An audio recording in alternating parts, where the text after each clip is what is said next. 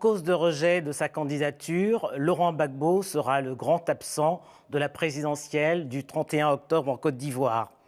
Acquitté depuis le 15 janvier 2019, il vit à Bruxelles en attendant un hypothétique retour conditionné par la délivrance d'un passeport.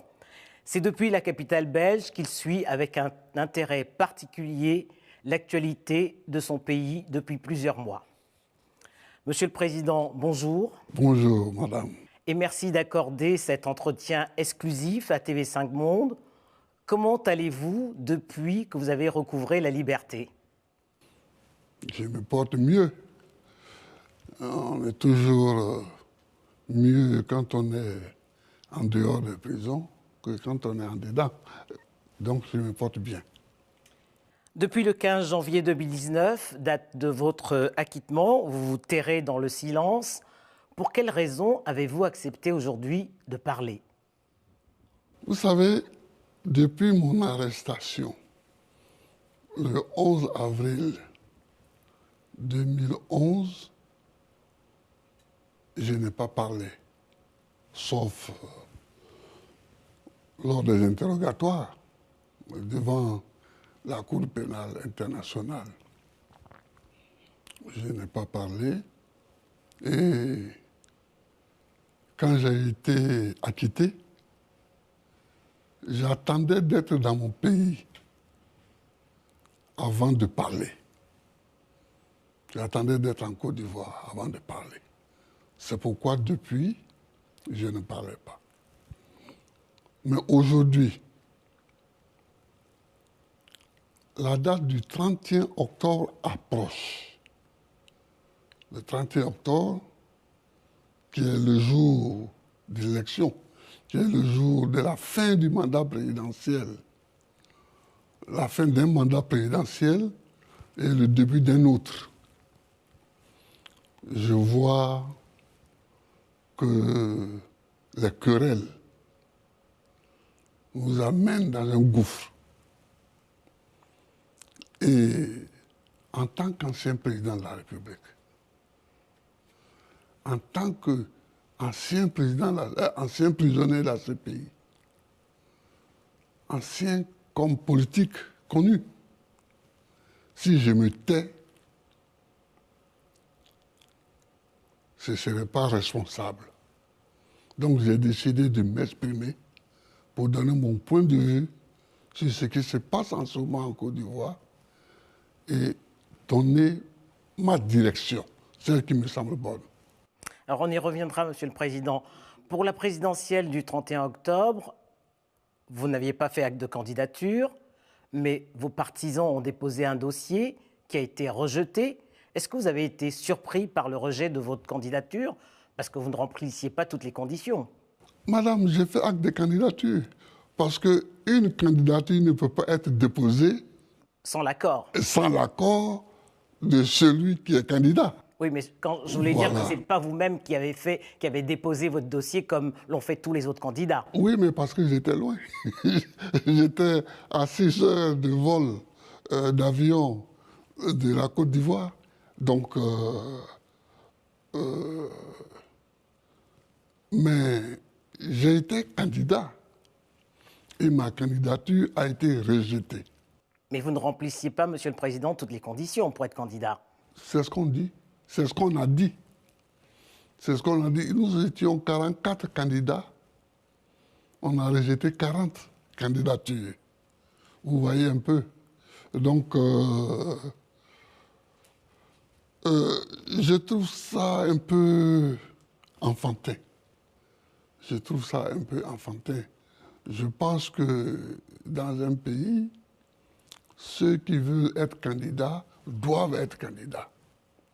On ne doit pas multiplier les obstacles sur la route des candidatures. Je ne conçois pas comme ça la politique. Et vous estimez que certains candidats ont été sciemment écartés de cette présidentielle? Oh, bien sûr. Bien sûr. Bien sûr. Mais bon, c'est pour tout ça que je m'exprime aujourd'hui. Alors, depuis l'annonce de la candidature d'Alassane Ouattara pour la présidentielle du 31 octobre pour briguer un troisième mandat, la Côte d'Ivoire connaît une crise préélectorale qui a fait d'ailleurs déjà plusieurs victimes à Abidjan et même dans plusieurs villes à l'intérieur. Est-ce que vous comprenez la colère des anti-troisième mandat? Oui, oui. Je la comprends et je la partage. Je pense que l'un des problèmes politiques en Afrique, c'est qu'on écrit des textes sans y croire. On écrit dans la Constitution que le nombre de mandats est limité. Est limité à 2. Pourquoi veut-on faire un troisième mandat? Il faut qu'on respecte ce qu'on écrit. Il faut qu'on respecte ce qu'on dit. Dès l'instant où, dans une société, les textes de loi et la Constitution est la loi suprême. On dit d'ailleurs que c'est la loi fondamentale. C'est la loi fondamentale. Les textes de loi qui régissent les rapports entre les citoyens disent une chose, il faut qu'on s'y conforme. Et c'est en s'y conformant que la société est régulée de façon efficace. Si on écrit une chose et qu'on en fait une autre, on assiste à ce qui arrive en Côte d'Ivoire aujourd'hui. La situation inflammable que connaît la Côte d'Ivoire depuis le mois de juillet vous préoccupe alors? Elle me préoccupe absolument. Et je voudrais dire qu'on a un remède à cela. Le remède, c'est la discussion. Il faut que les gens s'asseyent et qu'ils discutent.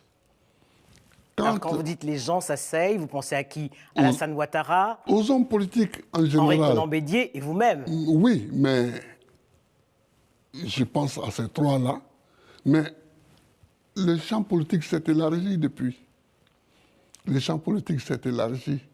Mais depuis que Oufoué était président, parce que j'ai été le seul à être candidat contre Houphouët-Boigny. J'ai été le seul en 90. Mais je ne cessais de répéter, asseyons-nous et discutons. Avec la discussion, la négociation, on règle beaucoup de problèmes.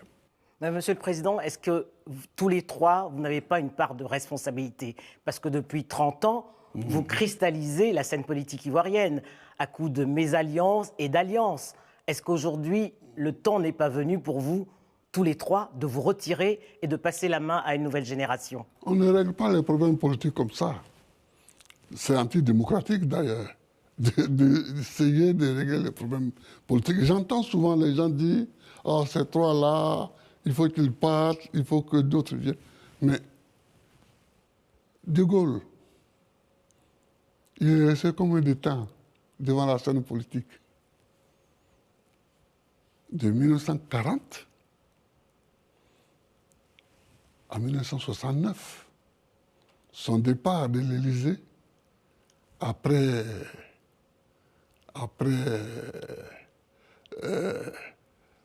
la défaite du référendum qu'il avait initié, François Mitterrand, il est resté combien de temps? 14 ans.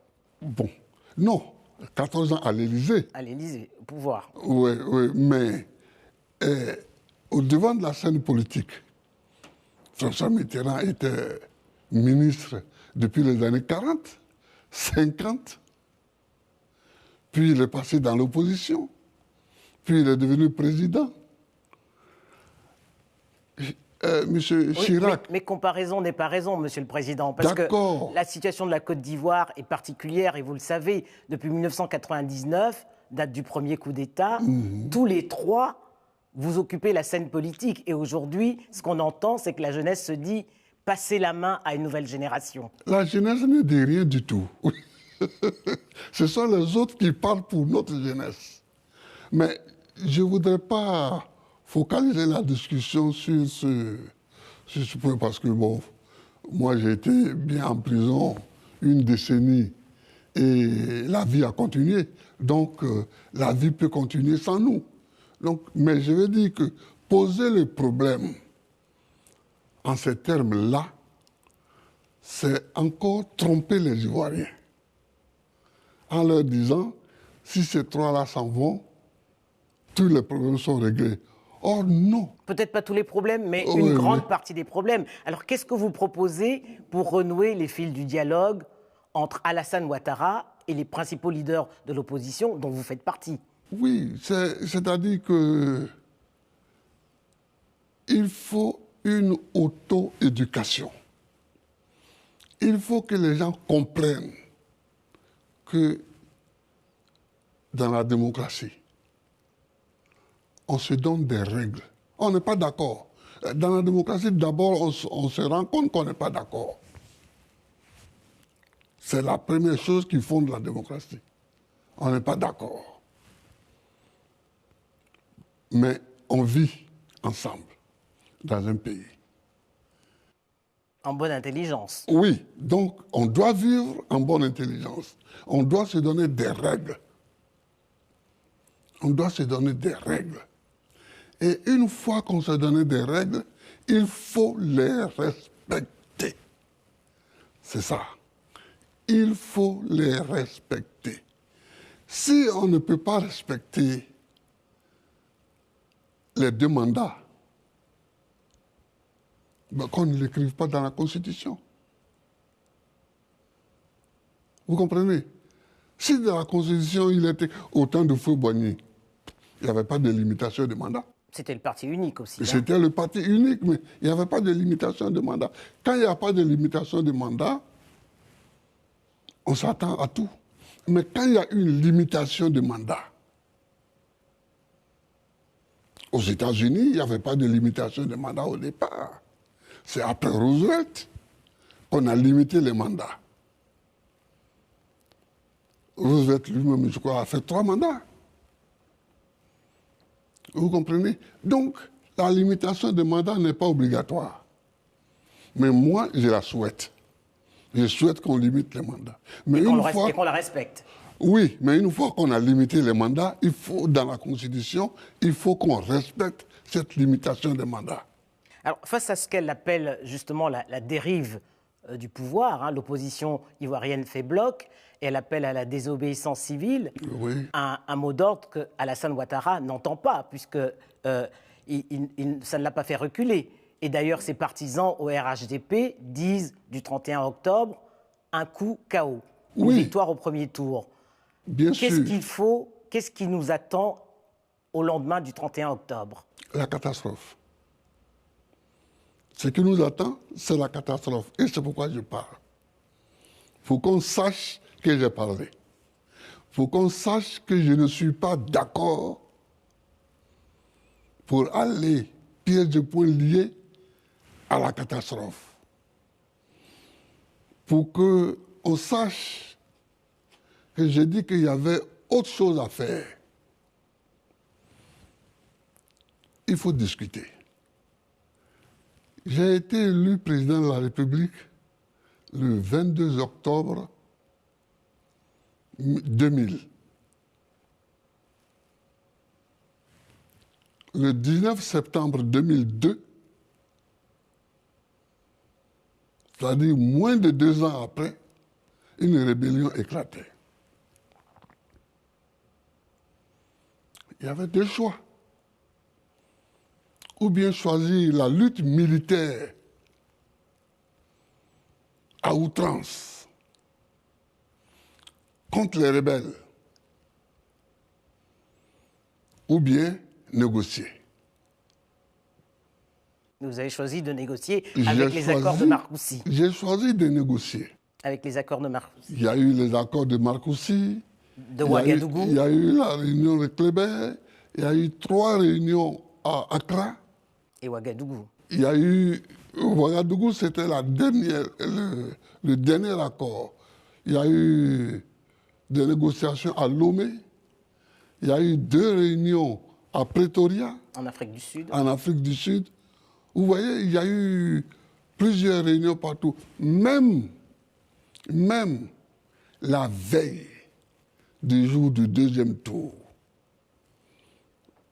j'étais au deuxième tour contre Alassane Ouattara. C'était un dimanche. Mais la veille, le samedi, nous négocions encore. Blaise Compaoré, le facilitateur, est venu ce samedi. Nous avons passé la demi-journée à négocier et il est reparti à la nuit tombante. Vous comprenez? Donc, une négociation, elle s'impose quand il y a une crise. À ce propos, Monsieur le Président, qu'avez-vous pensé des missions de bons offices conduites par la CEDEAO et du mutisme de l'Union africaine? Je voudrais pas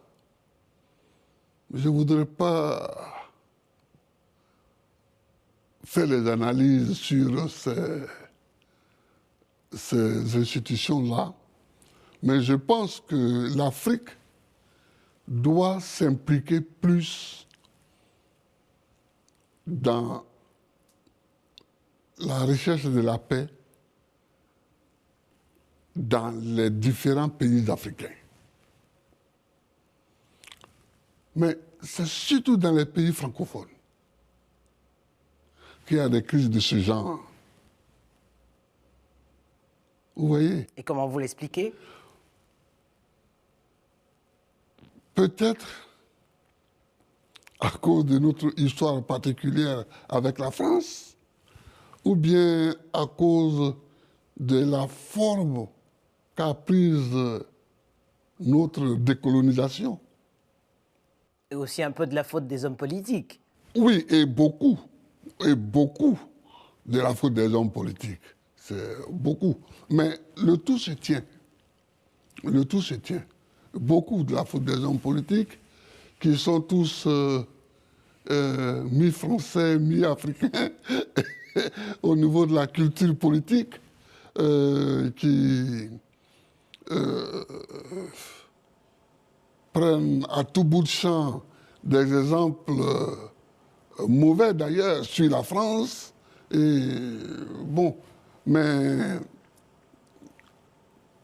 premièrement, il faut se dire que quand il y a une crise dans un pays, c'est la faute principalement aux dirigeants de ce pays. Quand je dis dirigeants, ça veut dire ceux qui sont au pouvoir comme ceux qui sont leurs opposants. La classe politique tout confondue. Oui, la classe politique tout confondue. Il ne faut pas se leurrer.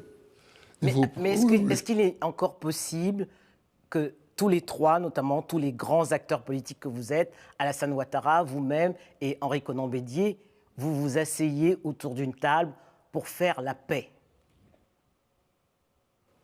En ce qui me concerne, je suis toujours dans une position de paix.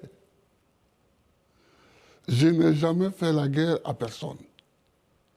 Bon, donc, je n'ai pas de problème de ce côté-là. Mais il faut élargir. Il n'y a pas que ces trois-là aujourd'hui qui sont audibles. Non, certainement, oui. Mais il y a quand même que tous les trois, depuis 1999, oui. Vous êtes toujours au cœur des crises oui, qui reviennent. Et on le sera encore peut-être. Et on le sera encore peut-être.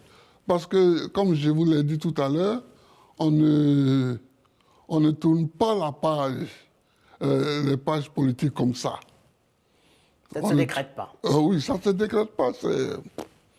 Il y a la nature, il y a la politique elle-même, il y a beaucoup de choses. Mais il faut avoir la capacité de faire la paix. Et faire la paix, faire l'union, ça ne veut pas dire se réunir dans un magma qu'on appelle gouvernement d'union nationale. Moi, j'en ai dirigé plein de gouvernements d'union nationale. Mais tout en sachant qu'ils ne donneraient rien. Parce que... Fouette disait que la paix, ce n'est pas un mot, c'est un comportement. C'est un comportement. Il faut avoir un comportement de paix. C'est-à-dire, ce qui se passe c'est le non-respect des règles qu'on se donne. Vous savez, si on se donne des règles, qu'on les respecte, les mêmes peuvent être là jusqu'à 80 ans, 90 ans. On ne le sentira même pas. Parce qu'on respecte les règles. Donc il n'y a pas de crise. Mais si on se donne des règles, et qu'on les foule aux pieds, respecte, même si les messieurs ont 40 ans, ou les messieurs ont 40 ans ou 45 ans, ils vont agacer. Vous comprenez, madame? Ce n'est pas donc une question d'âge biologique, c'est une question d'âge intellectuel politique. Il faut... Et presque de moralité également. Et de moralité également. Il faut que les Africains, en général, respectent leurs paroles. Respectent leurs paroles, respectent leurs écrits. Leurs écrits, surtout la Constitution.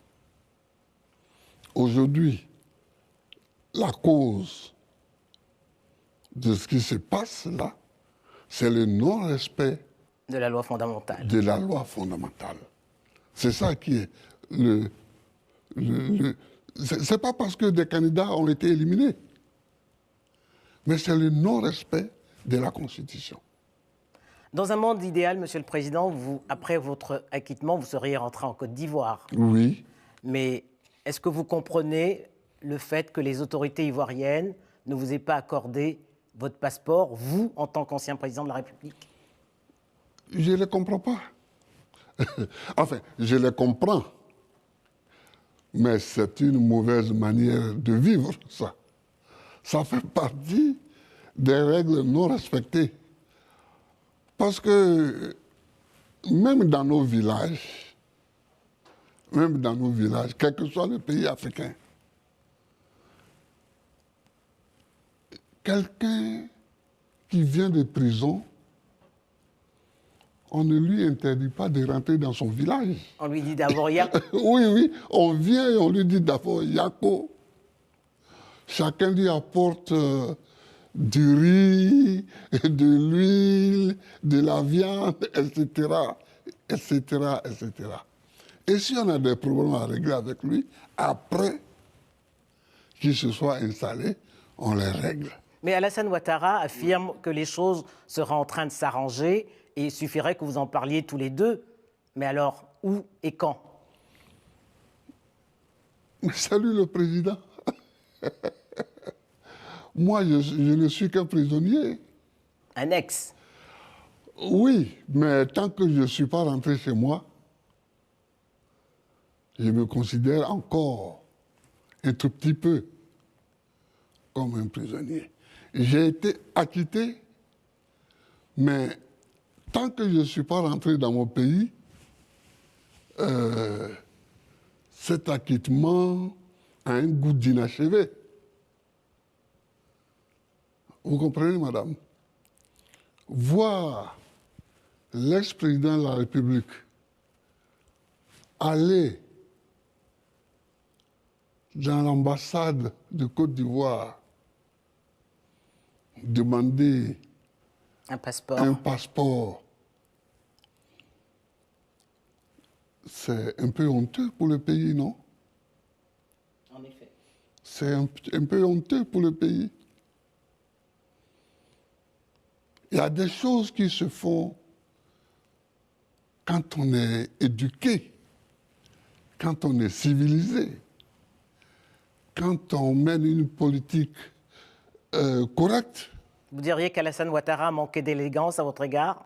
Beaucoup d'élégance. Il manque vraiment d'élégance. Il manque d'élégance, mais bon, on ne refait pas un homme. Hein. On ne refait pas un homme, mais ce n'est pas grave ce qui me concerne personnellement. C'est ce qui concerne le pays qui est grave. Moi qui me donne mon passeport ou pas, si je veux rentrer au pays, je rentre. Parce que pour rentrer chez soi, c'est pas compliqué. Mais je ne veux pas rentrer et provoquer des palabres, comme on dit. Provoquer Des tensions. des tensions, des antagonismes. Une fois au pays, voilà, les militaires sont là, devant le domicile de Gbagbo, les policiers sont ici. Je ne veux pas provoquer ça. C'est pourquoi je ne suis pas rentré. Sinon, rentrer dans mon pays, c'est facile. C'est facile. Même quelqu'un peut me donner un passeport. C'est un autre pays. Un autre pays peut me donner un passeport avec lequel je peux rentrer. Mais est-ce que vous accepteriez la main tendue d'Alassane Ouattara aujourd'hui pour régler cette question, notamment du passeport? Mais on n'a pas besoin de négocier pour ça, pour le passeport. C'est un droit. Mais c'est un droit. Un droit, ça ne se négocie pas. Ce qu'il faut négocier, c'est la paix qui est menacée en Côte d'Ivoire. C'est ça qu'il faut négocier. Et pour ça, je les appelle tous à se rassembler, à s'asseoir, lui d'abord, parce qu'il peut beaucoup, puisque ce n'est pas lui que la faute est venue. La faute de violer la Constitution est venue. Donc, lui d'abord, il ne faut pas faire comme si tous les autres ont commis une faute. C'est lui qui a commis la faute. Parce que c'est lui qui n'a pas respecté la Constitution. Il faut le dire très, très clairement. Et donc, les autres qui se révoltent parce que leur bien commun a été déchiré, leur bien commun qui est la Constitution a été déchiré, eux, on ne peut pas leur imputer la même faute qu'à lui. La faute majeure, c'est lui. Et il faut le dire clairement. Il faut le lui dire clairement. Vous comprenez, madame? Voilà. Dans les années 90, vous avez affronté le président Félix Houphouët-Boigny, vous le rappeliez d'ailleurs tout à l'heure, pour obtenir le pluralisme politique.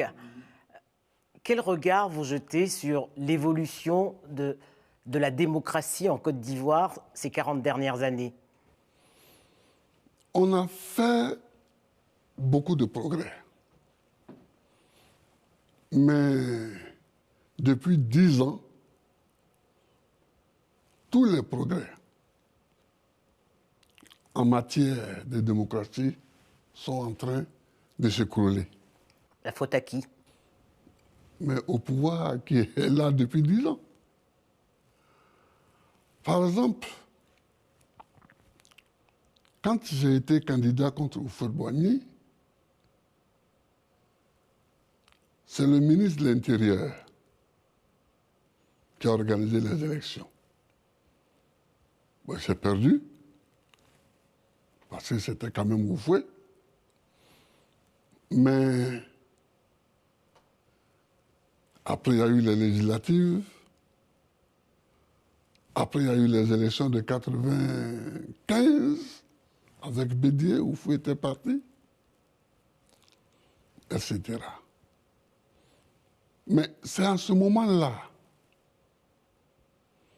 que nous avons lancé le mot d'ordre de remplacer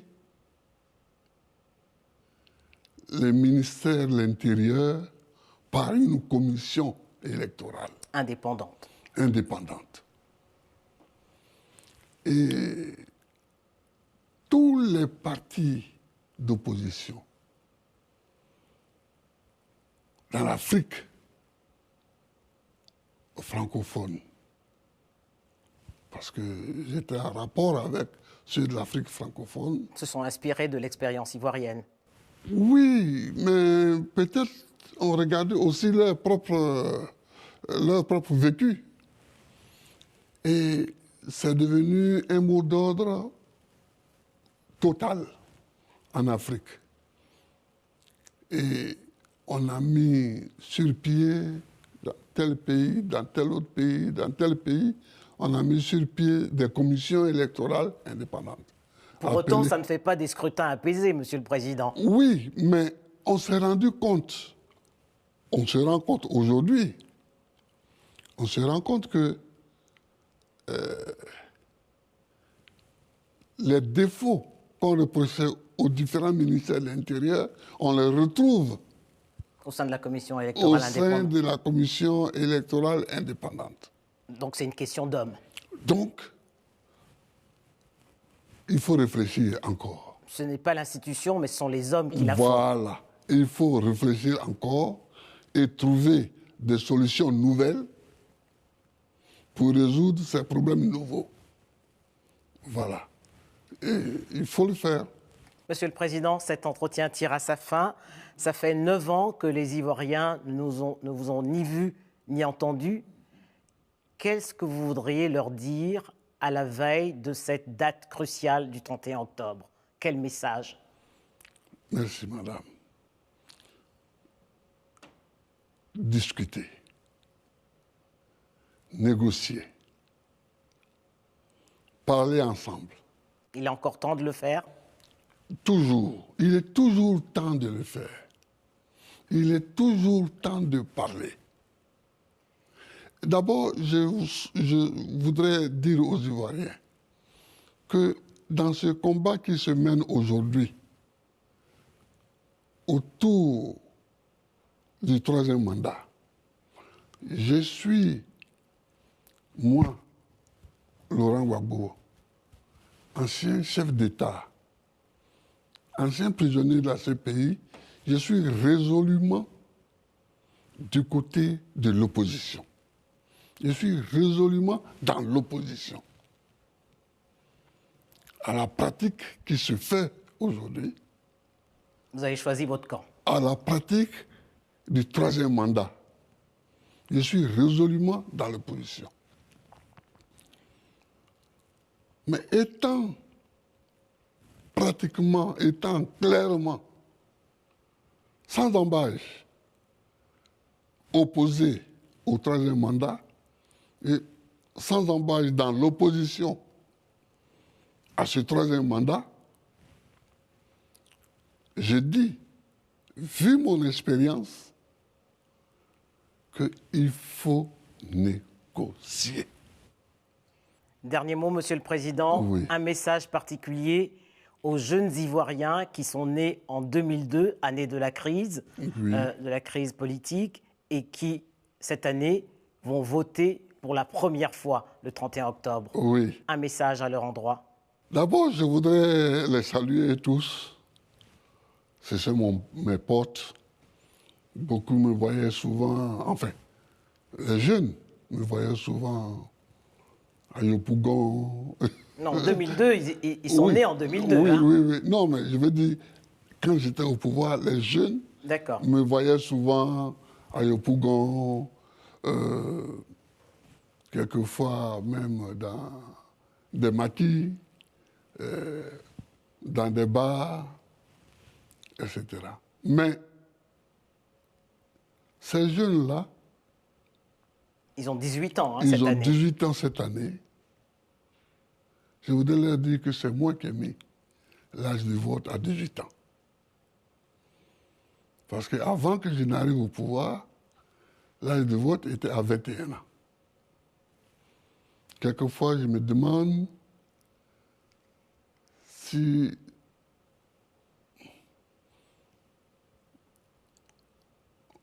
on n'a pas loupé le coche, s'il ne fallait pas mettre à 17 ans ou à 16 ans comme dans certains pays. Mais bon, 18 ans, c'est quand même un progrès. Un progrès. Si dans la réflexion, on verra si plus tard il faut descendre encore l'âge de vote. Donc je leur dis que ce pays-là, c'est leur pays. Nous, qui avons aujourd'hui un certain âge, mais surtout nous, qui sommes de cette classe politique qui a géré le pays depuis Houphouët-Boigny jusqu'à maintenant. Notre travail, notre rôle, c'est de faire en sorte que, après nous, nous laissions aux générations futures un pays avec des règles claires et respectées. Pour que ces règles-là soient claires, il faut qu'elles soient écrites. Parce que verba volent, scripta manent. Hein, les mots s'envolent, mais les écrits restent. Donc, il faut que nous laissions des règles claires. Mais il faut que nous donnions l'exemple du respect de ces règles. C'est surtout ça. Aujourd'hui, en France, en Belgique, je dis c'est bon parce que nous sommes en Europe occidentale ici. Je suis en Belgique ici, la France est à côté. Quand on annonce la date d'une élection,